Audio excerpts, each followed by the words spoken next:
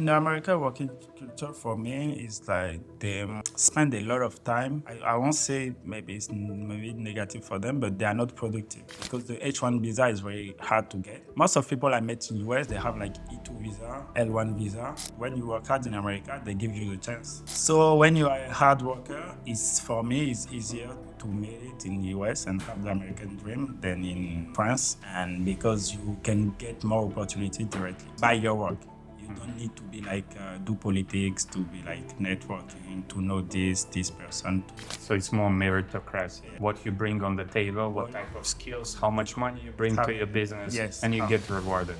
The hard work pays off. If you have a company in New York, you have to pay federal taxes, you have to pay state taxes and the city taxes. If you don't have like someone to optimize this, you can pay a lot of taxes. All my new clients, when they contact us at the beginning, even before to move to the US, we can tell them, it's better to go, for example, to Miami than in New York, than in DC, because in Miami, for example, you don't pay state taxes. We take time to explain to the client what we are doing. Most accounting firms, they don't take time to explain. They just say, okay, send me all your documents, I will do your taxes, and that's it. Where do you guys see yourself in the future? What's on the next plans? The goal is to be like big as the big four.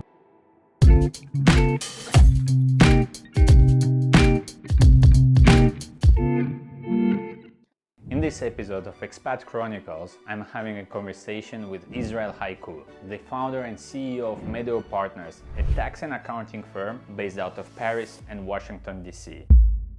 And we are live. Israël Haikou, how are you today? I'm very good. What about you, Alex? I'm good as well. Thank you. Welcome to London. It's your first time in London. Thank you to host me in London. Okay. I really enjoy it. Does London remind you of anything in particular? Remind me DC. DC? Washington, DC, the same architecture. Okay. Yeah, I told you, like when you come here, you understand like the architecture and things like that. It's pretty much the same.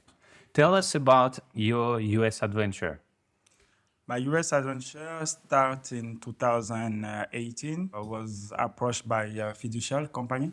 It's a French company who do accounting and taxes. Okay. So they sent me a private message by LinkedIn to ask me to work for them. When I was a student, I used to live in DC for 1 year. So they saw my background and they asked me if I want to join the team. So at the beginning, I was like, I didn't know if I have to join them, how they will work, or I will stay in Paris. So I say, why not? I love the US. I've been in the US a few times. So I say, okay, it can be a good adventure. So I went there in 2018 and I spent 4 years there. You spent 4 years from 2018 to 2022. So you were hired by a legal entity in the US, right? Yes. How was the visa application process? I know it's quite challenging. They take care of everything, but I was on E2 visa. Okay, E2 visa. E2 visa is for the investor visa. Investor. But when you have the E2 visa, your employees can be on the same visa as you. So it's the E2 visa. Okay. So I'm like an essential employee to the business. So that's how I get the E2 visa and not the H1B, like everybody knows the H1B and the L1 visa. You were working in France. You said you were studying as well already in the US. Yes, when I was 21, I used to study in the US. I was planning to do my master's degrees in the US. I prepared the GMAT and I was learning English, the process. But at the end, the master's degrees in the US was too expensive. Mm-hmm. So I said, okay, it was better to come back to Paris. It was cheaper and I did my master's degree in Paris and I started working right away. Mm-hmm. And I didn't expect to work in the US many times soon. And when they contacted me, I said, okay, it can be a good opportunity. Why not? I should go. And at the beginning, I was planning to stay only 2 years after COVID happened. And I kind of love my life there. So I stayed more than 2 years. But at the end, I said, okay, I have to come back to Paris now. I have to open my own business. And that's why I quit with them and I opened my own business in Washington, D.C. and in Paris. But I'm based in Paris. You are my first guest that is actually coming with the US experience. What are the things you missed from France? How was your relocation as well? Perhaps you can share some tips for people who are planning to leave France to start a job in the US. I think the main thing US, you have to understand how it works because in US, first when you move to another country, you need a location to stay. So the first thing is like to be prepared because in US you need a credit score for anything. So when you just arrive, you don't have any credit score. You cannot rent an apartment. Nobody want to rent an apartment because they don't know you. They don't. They say so. It was the difficult. Yes, it was the most difficult thing at the beginning. But I have like some friends who are living there already, so they helped me. They helped me with the process and thing. And also my company gave me some allowance to spend like 2 months before I found some good place. So after that, it was really quite simple because I just applied into an apartment who accept me without credit score. Okay. They made me pay deposit because in France we used to pay a deposit, so for me it was not a big deal. But in US they don't pay deposit. Oh, really? Yeah, Okay. they don't pay deposit. They don't check they just check your credit score. Okay. But because I didn't have the credit score, they just asked me for deposit. But I used to, so I just paid the deposit for the. Deposit was like how long? 1 month, 2 It months? was or 2 months. 2 months, yeah. okay. 2 months of rent. 2 months of rent. So you got like a fully furnished place or No, it's not in. It was not furnished, so it was empty. So I went to all the process. I went to the store after work. I tried to set everything. Target, Walmart. Okay. Wayfair, stuff, and after 1-2 months, I have everything set up, and it was very cool. Did you have any networks before traveling there? I mean, you mentioned you were studying in DC before. Yes, I was studying in DC, so I still have, before I moved back, I still have a friend who was living there. And when I was in student, I was living in the host family, so they were still there. So I went to visit them, and they helped me throughout the process at the beginning. And DC is very like simple to meet people because it's like an international city. So there are a lot of expats because all the embassies there, they have a lot of international companies there too, who work for the government or the stuff. So it was quite easy to meet people in Washington DC and to connect with people. Okay. Because I will say even the American people who live in DC, they are not from DC. Okay. They're all from like everywhere in the US, and most of them work for the government, so they moved to DC to work. So even the American people I met there, they were also like kind of expat because they didn't know DC, they never been to DC, or it was new for everybody. I see. So what's simple when it's new for everybody, it's simple to connect. What was your hobbies over there? Like, I party a lot because I like to meet people like even like after work when I was down to do after work every time. And at the beginning because I have to meet people. So we were going to watch the sport game. I went to go to the basketball game, the football game, all this stuff. And the beginning is like in US, everything about sport is big, so it's very, very interesting. So at the beginning, I was spending my time to go out a lot to meet people. And at the end, I was like, I have like my close friend I met there. So we were like going to some bar, some restaurant, and we do like some soccer. Yeah, it was easy. At the beginning, you have to, even you cannot be like close to everybody. You have to lower your standard, your standard, because, for example, I met people I know that in Paris I would never talk to them. oh, really? Yeah, because I know that we are not in the same mood.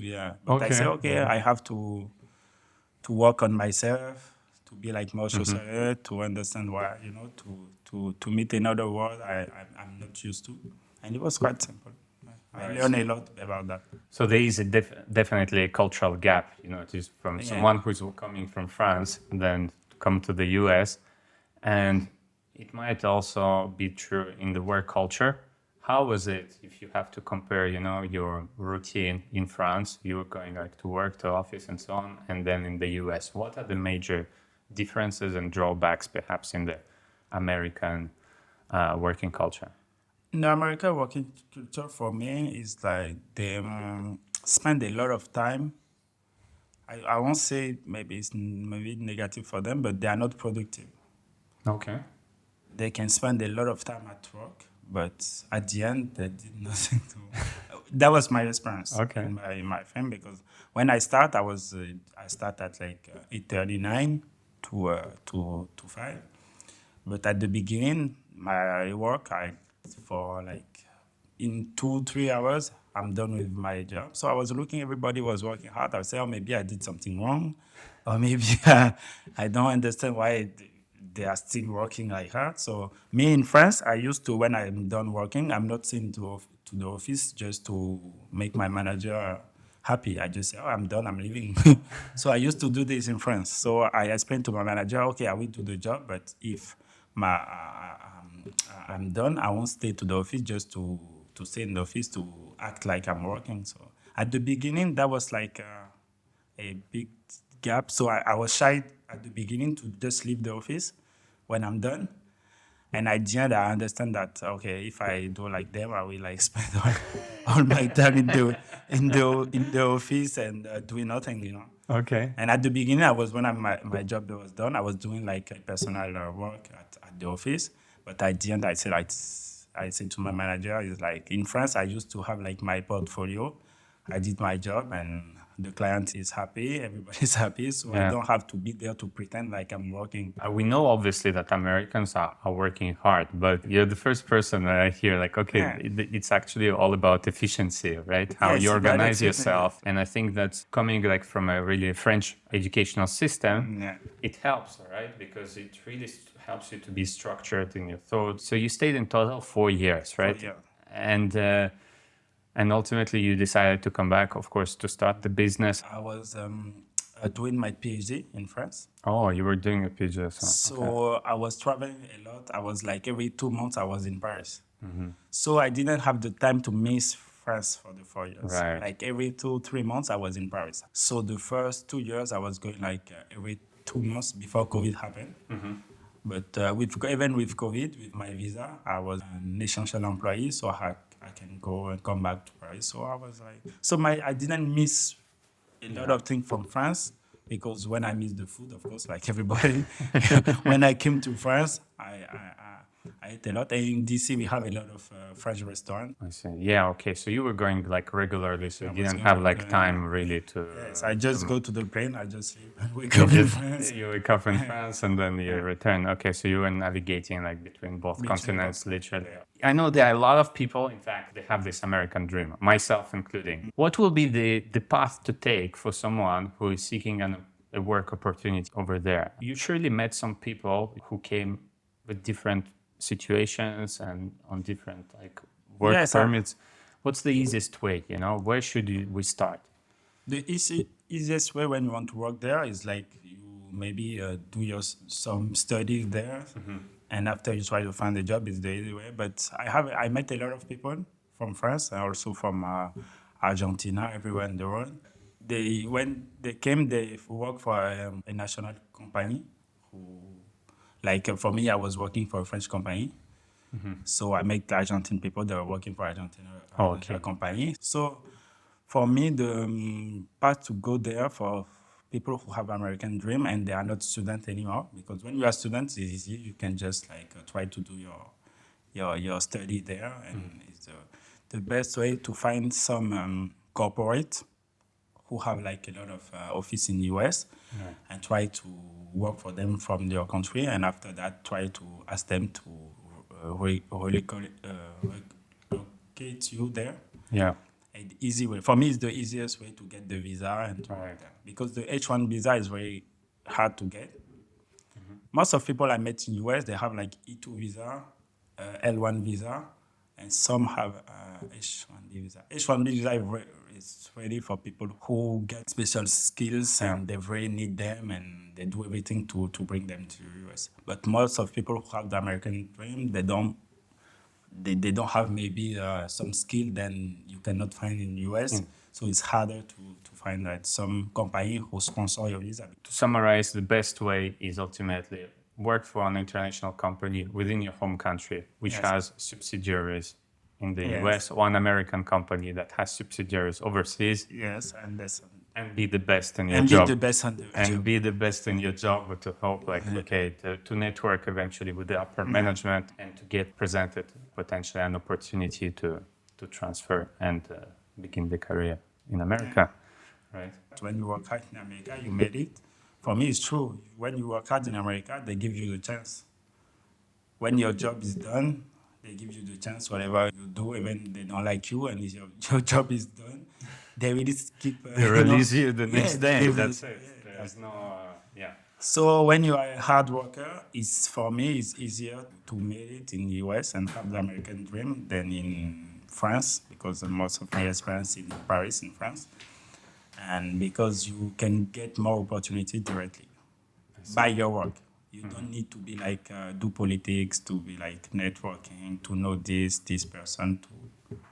So it's more meritocracy. Yes, it's happening. meritocracy in the Yeah. US. What you bring on the table, what type of skills, how much money you bring to your business, Yes, and you how- get rewarded. Ultimately, hard work pays off.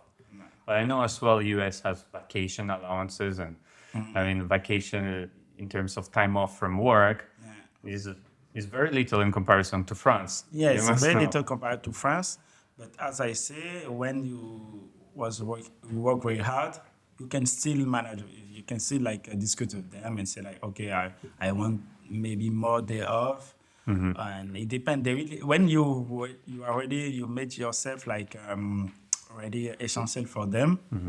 They will like figure out to find a way to be happy to not leave. So they Right. will like make sure like they will say, okay, you can work remotely, you can do this, you can do this. Nice. Yeah, so it's on case by case basis, but It's you by need- case basis when you work a lot. Case basis, you can have. I have some friends. They work in US, but sometimes they come to Paris to work remotely for 3 months. Okay, really? Wow. Yes. Okay. But they work in. I have another friend who work in IT services, so they are very good. So even when I have one friend who say that he don't want to live in DC anymore, he want to come back to Paris because he's getting married. So the company keep paying him, and he was working from France. Seriously? For at least like 1 year. And for 1 year they pay him, and he was working remotely from France. But surely there are some tax implications when you do something like this. Yes, of course there are tax implications when you do something like this.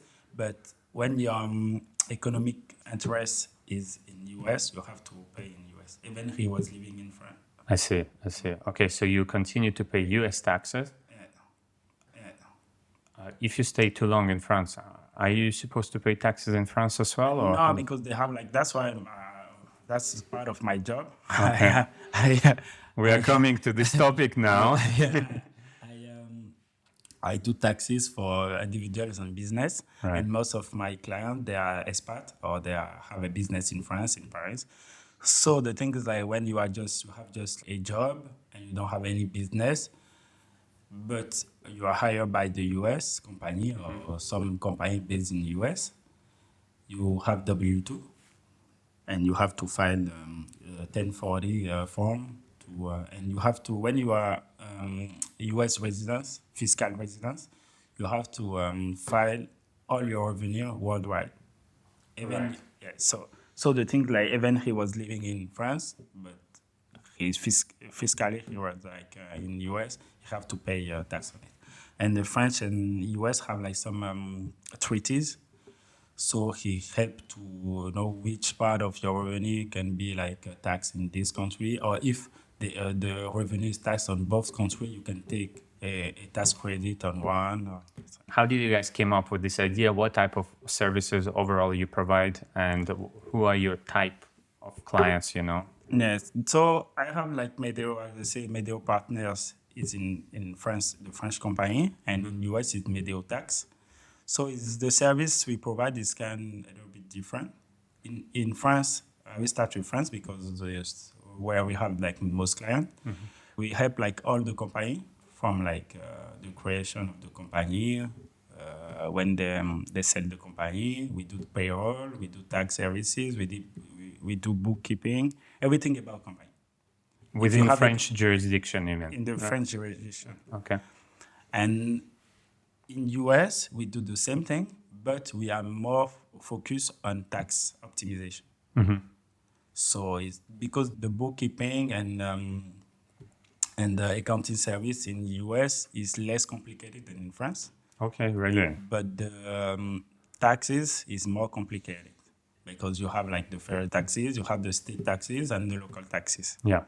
So for expat, because we focus on an expat, of course, because the expat, they have the most complicated cases.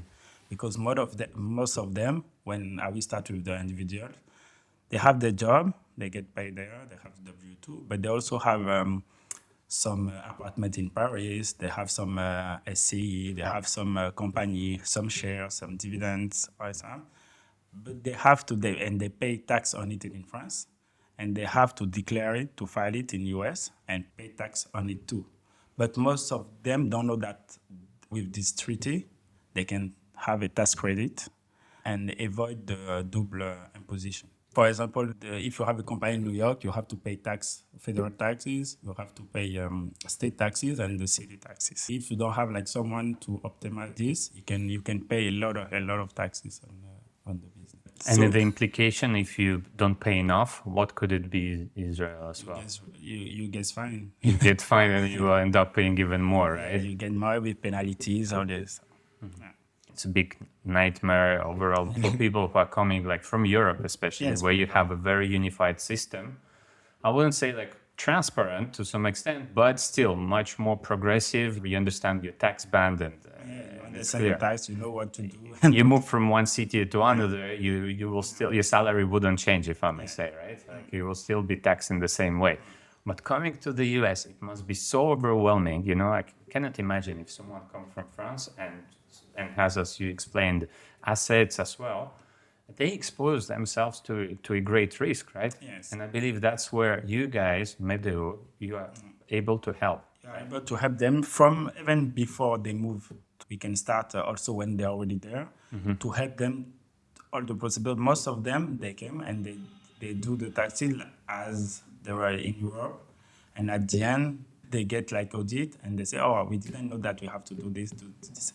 And in US, compared to France, in France, French government helps you to prepare your taxes. When you file your tax in France, you already have the information about how much you get, everything. In US, it's your responsibility to file the taxes. Oh, really? Okay, so you don't get any guidance. You don't get any guidance on that. You have like some notice. You have to read all the notice to understand what you have to do, all the stuff. But you don't get any guidance. But they let you can find whatever you want, wrong number, good number. But when you get the audit, you can have a analysis. To recap here, you have to declare your stocks, right? Yeah, your savings, your all your revenue already, all your what we call patrimoine in patrimoine, French. yes, all the patrimoine. All the patrimoine, and then as well all your bank account. All your bank account and how much you have, the highest amounts in each account you have in the year. Okay. And if you fail filing this, it's like 10K penalty per account. Oh, wow. So the things that they want to know that you are not hiding anything. For example, the French bank have to send them the information that you have account and you have that amount. So they already have the information, but they let you file it. And if you're wrong, they will know that you're wrong. So most of people in the expat, when they come to US, they say, okay, I have to file my revenue, and that's it, my US revenue. And they didn't think about, my bank account. They didn't think about, I have like some apartment in Paris, I have this. They didn't think about that. Do you have any story to share from like, for example, someone who came and not aware? Yes, I have a story. A story was a client. They were a couple. They were a teacher in a university in Paris. So they are also going to US often to do like conferences and do some work there.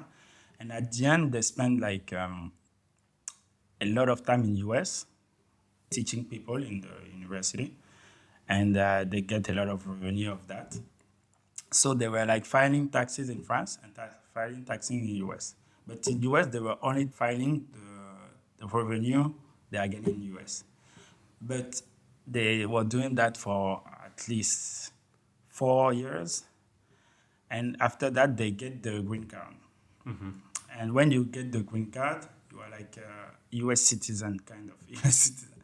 So they have an audit that asks them that why they didn't declare the French revenue, the bank account. So the thing that they came to our office to ask us to help them because they were applying to the citizenship in US and they asked them for a lot of documents and they asked us to what they can do because it was illegal what they were doing. So the thing that we have to, the US have like some like two procedure, like we call like streamline procedure. When you did something wrong about your taxes, the US lets you the chance to correct by yourself. Okay, so they give you have a joker still. You have a right? joker, but you have to pay. So it's So the not a thing free like joker. he's the joker because at the end, if they come at you, the penalties will be higher than the joker. So the thing that you have to declare everything and pay 5% of the highest amount of you have of your apartment. So it was a couple. They were like mid-50s. So they have like a network of like stocks or the stuff around like 6 million. So they have to pay 5% of 6 million Wow. to be like. But if they hire some professional at the beginning, it will cost, for example, that kind of case we can charge them maybe 3K a year to prepare the taxes.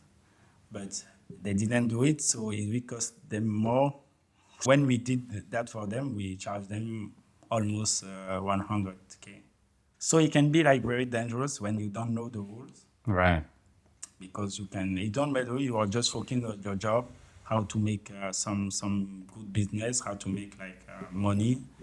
And if you don't focus about the taxes, you can make a lot of money, but you can lose a lot of money. People don't think about the problem when they are making money because they think like, oh, okay, we are making money. But the taxes, like the IRS or even in France, you can make money for 10 years and 11 years, they come at you and you lose everything. All my new clients, when they contact us at the beginning, even before to move to the US, we can tell them, oh, it's better to go, for example, to Miami than in New York, than in DC, because in Miami, for example, you don't pay state taxes.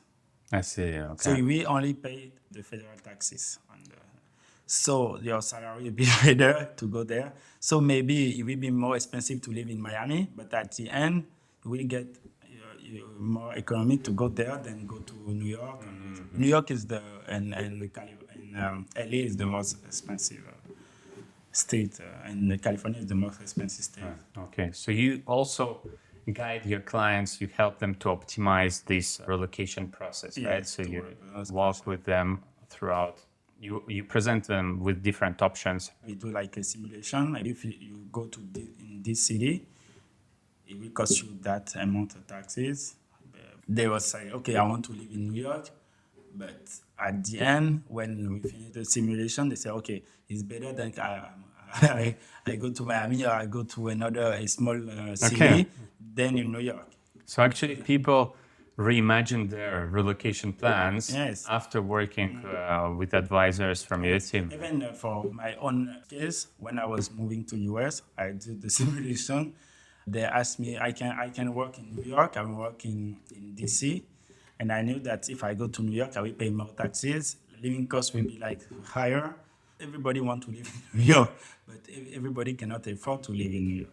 So that's why I choose DC. I went to DC because it's better for me tax-wise to go to be in DC than New York.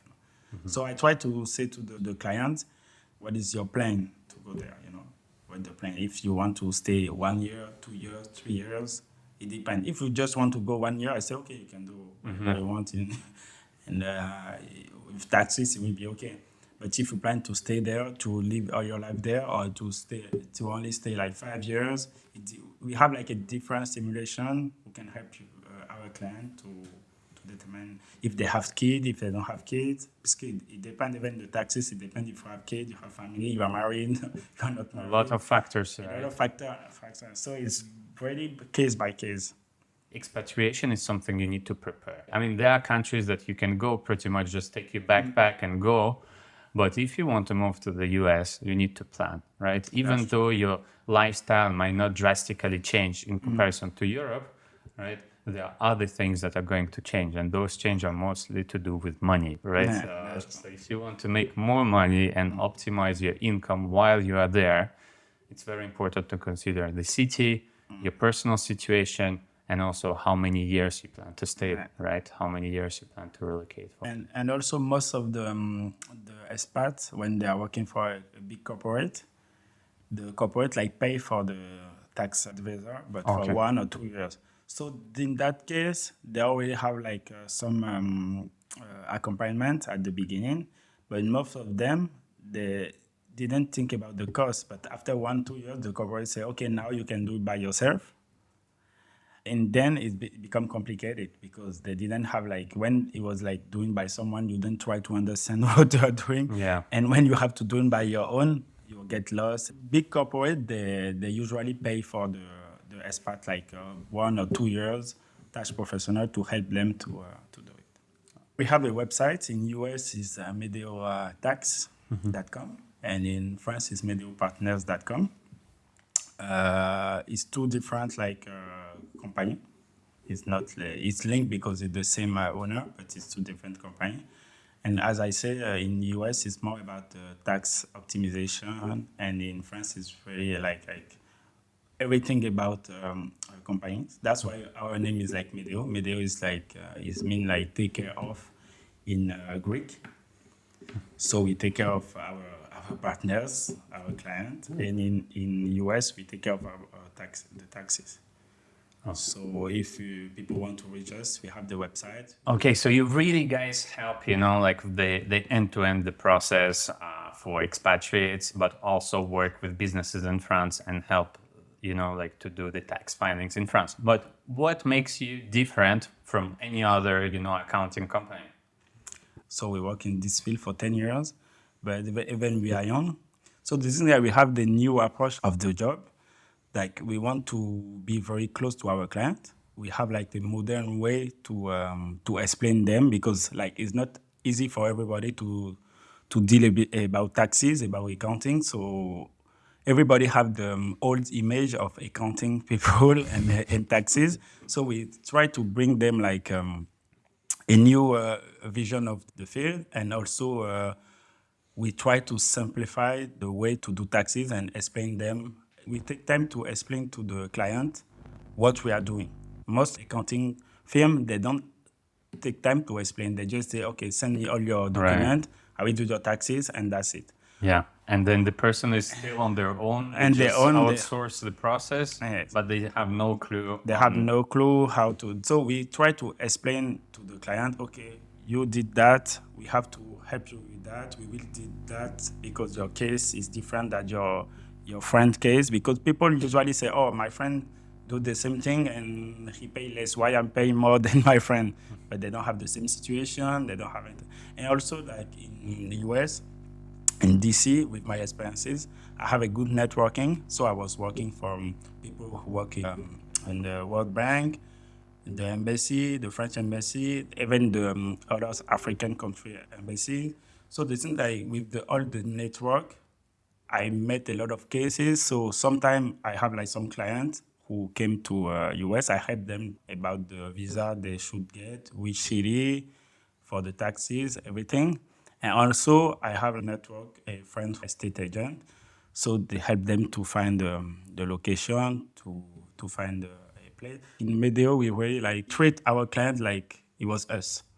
The things like we are a small team and we have the knowledge, so we're trying to communicate about it and help them. I have some clients who was working with the big, and they work with us now because they understand and they prefer to be like to have like a real contact with to the tax advisor directly Right. than just an email and send document and send document. Yes. So you really guys provide a bespoke approach tailored to each Yeah. client needs, and you understand very well. Yes, and we are doing like situation. professionally. So we are doing the great work like you should do, and also we have this approach like we are like friendly. We can take time to explain to the client. They can come to the office anytime they want. They can call us anytime they want if they don't understand something. We are really there to help, and all the team, all the employees, they are in the same mood. The vision for Medeo in terms of growth, where do you guys see yourself in the future? What's on the next plans? The goal is to be like big as the biggest the big four, but the thing like we in Medeo we have the accounting and tax field, but we also provide our client about real estate investment. By the end of 2023, we are creating like Medeo IMO, Medeo Real Estate.